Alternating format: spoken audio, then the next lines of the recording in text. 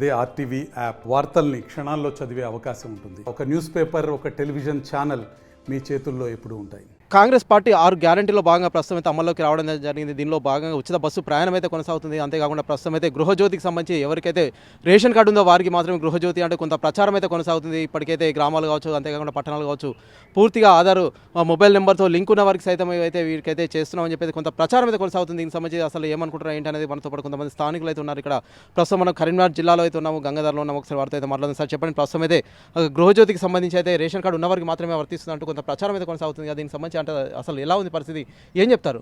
2-3 రోజుల నుండి పేపర్లో కానీ మరియు టీవీల్లో కానీ అనేక రకాలుగా గృహజ్యోతి పథకం ప్రారంభిస్తున్నాం, స్టార్ట్ అయిందని చెప్తున్నారు. దీనివల్ల అనేక సమస్యలు ఉత్పన్నమయ్యే అవకాశం ఉంది. ఇందులో భాగంగా ఈరోజు ఏంటంటే చాలామంది రెంటుకున్న వాళ్ళు ఉన్నారు, ప్లస్ మరి రోజు ఉపాధి కూలి చేసుకొని వేరే ఇళ్లలో రెంటుకున్న వాళ్ళు ఉన్నారు. రెంటుకున్న కూడా ఓనర్స్ కూడా వేరే మీటర్స్ కూడా పెట్టడం జరిగింది. ఆ మీటర్స్ పైన కూడా బిల్లు మరి వాళ్ళకి ఏ విధంగా ఇస్తారు, ఏ విధంగా 200 యూనిట్లు అనేది ఏ విధంగా లెక్క చేస్తారు అనే విధంగా చాలా అనుమానాలు వ్యక్తం అవుతున్నాయి. అదేవిధంగా ఈ రోజు వరకు చూసుకున్నట్టయితే మనము గత ప్రభుత్వం రేషన్ కార్డు ఇవ్వలేదనే ఉద్దేశంగానే చాలామంది వ్యతిరేకత వచ్చింది. కాంగ్రెస్ గవర్నమెంట్కు పట్టం కట్టడం జరిగింది. మరి వీళ్ళు కూడా ఇప్పటికీ 2 నెలలు అవుతుంది గవర్నమెంట్ ఫామ్ చేసి, ఈ రోజు వరకు కూడా రేషన్ కార్డు అనే దాని మీద సమాధానం లేకుండా రేషన్ కార్డు మరి ఇస్తున్నాము ఇస్తలేమని చెప్పకుండా ఈరోజు ఈ గృహజ్యోతి పథకానికి రేషన్ కార్డు మరియు ఆధార్ కార్డు మరియు ఫోన్ నంబర్ లింక్ అన్నారు. చాలామంది ఇప్పటికీ ఉన్న రేషన్ కార్డు 30% 10 సంవత్సరాల నుండి పెళ్ళిళ్ళైనా పిల్లలు ఈరోజు మరి చదువుకునే ఏజ్లో ఉన్నారు కాబట్టి వాళ్ళకు ఈ స్కీమ్ వర్తించాలంటే మరి ప్రతి ఒక్కరికి రేషన్ కార్డు ఇచ్చిన తర్వాత ఈ స్కీమ్ను ముందుకు తీసుకుపోతే బాగుండేది. చాలామంది దాదాపు ఇప్పుడున్న సమస్యల్లో భాగంగా కొంతమందికి ఆధార్ కార్డు ఉన్న వాళ్ళు చనిపోవడం జరిగింది, రేషన్ కార్డు ఉన్న వాళ్ళు చనిపోవడం జరిగింది. మరి వాళ్ళని అప్డేట్ చేసుకొని రేషన్ కార్డు ఉంటేనే అని అంటే అవన్నీ పూర్తి స్థాయిలో అవి సరి చేసుకోకముందే మనం ఇలాంటి పథకాన్ని ముందుకు తీసుకుపోతే చాలా సమస్యలు ఎదురవుతాయి. కనుక చాలా అనేక ప్రజలు అనేక రకాలుగా ఇబ్బంది పడే ఉన్నది కాబట్టి దీన్ని తక్షణమే పూర్తి స్థాయిలో ఆలోచన చేసి మరి ప్రతి ఒక్కరికి ఇవ్వాలని మేము కోరుకుంటున్నాము. అదేవిధంగా రేషన్ కార్డు అనే లింక్ పెడితే రేషన్ కార్డు చాలామందికి లేవు. అదే ఇల్లు కూడా మరి రేషన్ కార్డు ఉండాలంటే రేషన్ కార్డు హోల్డర్ వచ్చేసి స్త్రీలు అయితేనే ఉంటేనే ఇస్తామని కొందరు అంటున్నారు.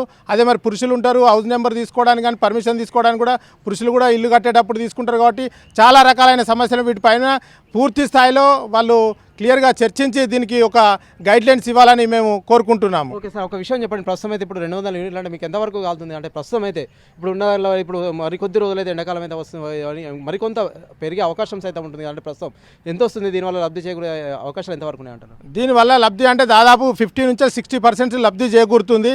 కానీ దీన్ని పూర్తి స్థాయిలో అందరికీ అందుబాటులోకి తీసుకురావాలి. ఎవరికి ఆ కార్డు లేదని ఈ కార్డు లేదని ఆంక్షలు పెట్టి వాళ్ళను వదిలిపెట్టకుండా ప్రతి ఒక్కరికి ఇవ్వాలని మేము కోరుకుంటున్నాము. అంటే ఇవాళ నుంచి అయితే స్టార్ట్ చేస్తున్నాము. ఇప్పుడు బిల్ కొట్టే వరకు అయితే ఖచ్చితంగా వాళ్ళైతే ఆధార్ అయితే మెన్షన్ చేస్తున్నారు, ఫోన్ నెంబర్స్ అయితే అటాచ్ చేస్తున్నారని చెప్తున్నారు కదా. దీనికి సంబంధించి మీ దగ్గరకు వచ్చారా? అంటే ఎలా ఉంది పరిస్థితి? ఇంకా ఇప్పటి వరకు రాలేదు, రావాలని చెప్తున్నారు. ఈ ఆన్లైన్లో అక్కడిక్కడ సోషల్ మీడియాలో వస్తున్నాయి. కావున ఇది ఇట్లా చేయడం వల్ల ఒక 10% 20% మాత్రమే ఇది సక్సెస్ అవుతుంది. 80% అంటే అన్ని అనుసంధానమైన లింకు లేవు కాబట్టి ఇబ్బంది పడతారు.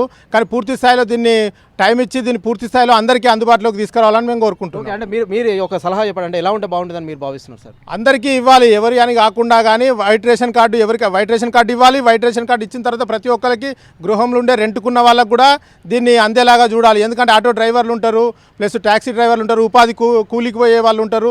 రకరకాలుగా అందరికీ ఇండ్లు అయితే లేవు, కిరాయి ఉండే పరిస్థితిలో ఉన్నారు. కాబట్టి వాళ్ళకు కూడా వాళ్ళు ఉన్న ఇంటికి కూడా వాళ్ళను లెక్కలకు తీసుకొని వాళ్ళకు కూడా 200 యూనిట్ కంపల్సరీ వర్తించేలాగా గుర్తించాలని మేము కోరుకుంటున్నాం. ఓకే, ప్రస్తుతం అయితే వీరైతే చెప్తున్నారు. ఏదేమైనప్పటికైతే ఎవరు ఉన్నప్పటికీ ఉపాధి కూలీలకు వెళ్ళేవారు కార్మికులు ఉన్నారు, చిన్న చితక ఉద్యోగాలు చేసేవారు ఆటో కార్మికులు ఉన్నారు. వీరందరికీ సైతం ప్రతి ఒక్కరికి అయితే హామీలో భాగంగా అయితే ప్రతి ఒక్కరికైతే అమలు చేయాలనేది వీరైతే ప్రధానంగా కోరుకుంటున్నారు. అంతేకాకుండా వీరిని అయితే ఏదో లింకులు పెట్టేసి పూర్తిగా ఇవ్వలేని పరిస్థితి అయితే నెలకొంది. అంతేకాకుండా వీరి వల్ల 20 నుంచి 30% మాత్రమే లబ్ధి చేకూరే అవకాశాలు ఉన్నట్టయితే వీరైతే వెల్లడిస్తున్న పరిస్థితి మనం చూస్తున్నాం. ఏదైనప్పటికైతే కాంగ్రెస్ ప్రభుత్వం అయితే 6 గ్యారంటీలో భాగంగా అయితే అమల్లోకి రావడం జరిగింది. దీనిలో భాగంగా 200 యూనిట్ల వరకు ఉచిత కరెంటు అయితే ప్రతి ఒక్కరికైతే ఇవ్వాలి.